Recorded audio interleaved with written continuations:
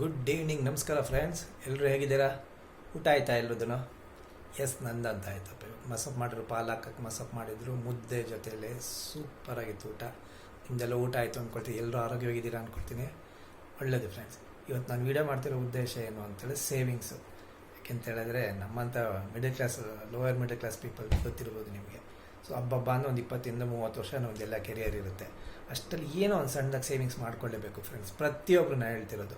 So ನೀವು 10,000 20,000ದಿಂದ ₹1,00,00,000 ತನಕ ದುಡ್ಡು, ಅದರಲ್ಲಿ ಒಂದು 20-30% ಸೇವಿಂಗ್ಸ್ ಇರಲೇಬೇಕು. ಯಾಕೆ ಅಂತ ಹೇಳಿದ್ರೆ ವಯಸ್ಸಾದಂಥ ಕಾಲಕ್ಕೆ ಯಾರ ಮೇಲೆ ಡಿಪೆಂಡ್ ಆಗಲಿಕ್ಕೆ ಮೇಯ್ನ್ ಹೆಲ್ತ್ಗೆ ಸುರಿಬೇಕಾಗುತ್ತೆ. ಅದಕ್ಕೆ ಇವಾಗಿಂದನೇ ಸೇವಿಂಗ್ಸ್ ಇಟ್ಕೊಂಡು ನೆಕ್ಸ್ಟ್ ಯಾರನ್ನು ಬೇಡ್ಕೊಳ್ಳೋ ಅವಶ್ಯಕತೆ ಇರಲ್ಲ ಫ್ರೆಂಡ್ಸ್. ಸೊ ಹೆಣ್ಮಕ್ಳಿರೋರಾಗಿ ಸುಕನ್ಯಾ ಸಮೃದ್ಧಿ ಯೋಜನೆ ಇದೆ, ಸೂಪರಾಗಿದೆ ಸೆಂಟ್ರಲ್ ಗೌರ್ಮೆಂಟ್ ಸ್ಕೀಮು. ಸೊ 500ರಿಂದ 1,00,000 ತನಕ ಇನ್ವೆಸ್ಟ್ ಮಾಡ್ಬೋದು ಒನ್ ಇಯರ್ಗೆ. 15 ಇಯರ್ಸ್ ಸ್ಕೀಮು ಕಟ್ಬಿಟ್ರೆ ಹೆಣ್ಮಕ್ಳ ಬಗ್ಗೆ ಯೋಚನೆ ಮಾಡೋಂಗಿಲ್ಲ. ಇದರ ಅವ್ರ ಮದುವೆಗಾಗಿರ್ಬೋದು, ಅವ್ರ ಎಜುಕೇಷನ್ ಪರ್ಪಸ್ ಆಗಿರೋದಕ್ಕೂ ನಾವು ಯೋಚನೆ ಮಾಡೋ ಅವಶ್ಯಕತೆನೇ ಇರಲ್ಲ.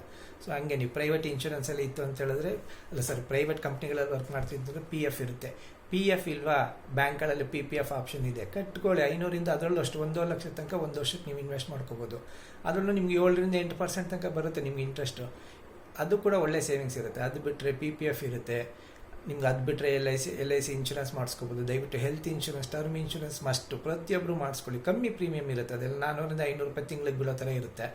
ಸೊ ಅದು ನಮ್ಮ ಆ್ಯಬ್ಸೆನ್ಸಲ್ಲಿ ನಮ್ಮ ಫ್ಯಾಮಿಲಿಗೆ ಸೆಕ್ಯೂರ್ಡ್ ಆಗಿರಬೇಕಪ್ಪ, ಫಿನಾನ್ಷಿಯಲ್ ಸ್ಟ್ರಾಂಗ್ ಆಗಿರಬೇಕು, ಯೋಚನೆ ಮಾಡಿಕೊಡ್ದು ಅನ್ನೋದಿದ್ದರೆ ಖಂಡಿತ ಟರ್ಮ್ ಇನ್ಶೂರೆನ್ಸ್ ಒಂದು ಒಳ್ಳೆ ನಿಮಗೆ ಆಪ್ಷನ್ ಸಿಗುತ್ತೆ. LIC ಮಾಡಿಸ್ಕೊಳ್ಳಿ. ತಿರ್ಗಿ ನಿಮ್ಗೆ ಅದು ಬಿಟ್ಟರೆ ಟ್ರೆಡಿಷ್ನಲ್ ಸೇವಿಂಗ್ಸ್, ಅಕಸ್ಮಾತ್ ನಿಮಗೆ ಮಕ್ಕಳು ಫೀಸ್ ಕಟ್ಟೋದಿರುತ್ತೆ, ಒಂದೇ ಸತಿ ಕಟ್ಟೋಕ್ಕಾಗಲ್ಲ, ಅವರಂತ ಏನು ಮಾಡ್ಕೋಬೋದು, RD ಮಾಡಿಸ್ಕೋಬೋದು. ವರ್ಷಕ್ಕೆ 2,000 ಕಟ್ಟೋದು, 3,000 ಕಟ್ಕೊಂಡಂಗೆ ಆ ಥರ ಕಟ್ಕೊಂಡು RD ಯಾವಾಗ ಬೇಕಾದ್ರೂ ಕ್ವಿಟ್ ಮಾಡ್ಕೋಬೋದು. ನಿಮಗೆ ಫೀಸ್ ಕಟ್ಟೋದಕ್ಕೆ ಸೇವಿಂಗ್ಸ್ ಆಗುತ್ತೆ.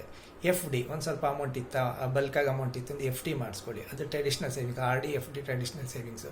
ಇತ್ತೀಚೆಗೆ ಎಲ್ರಿಗೂ ಗೊತ್ತಿರುತ್ತೆ. SIP mutual funds, tradings. So ಎಲ್ಲದರಲ್ಲೂ ನಾನು ಹೇಳ್ತಾರೆ ಒಂದಕ್ಕೆ ಇನ್ವೆಸ್ಟ್ ಆಗೋಕ್ಕೆ ಹೋಗ್ಬಿಡಿ.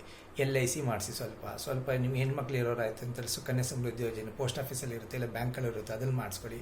PPF ಸ್ವಲ್ಪ ಹಾಕ್ಕೊಳ್ಳಿ. ಸೊ ಎಲ್ಲದರಲ್ಲೂ ಸ್ಪ್ಲಿಟ್ ಮಾಡಿ ನಿಮಗೆ ಪ್ರತಿಯೊಂದರಲ್ಲೂ ಒಂದಕ್ಕೆ ಇನ್ವೆಸ್ಟ್ ಮಾಡೋಕ್ಕೆ ಹೋಗ್ಬಿಡಿ. ಸಣ್ಣದಾಗಿ ನಾನು ಹೇಳ್ತಿರೋ, ನೀವು ಎಷ್ಟು ದುಡಿತಿರೋ ಅದರಲ್ಲಿ ಒಂದು 30-40% ಸೇವಿಂಗ್ಸ್ ಮಾಡ್ಕೊಳ್ಳಿ ಫ್ರೆಂಡ್ಸ್.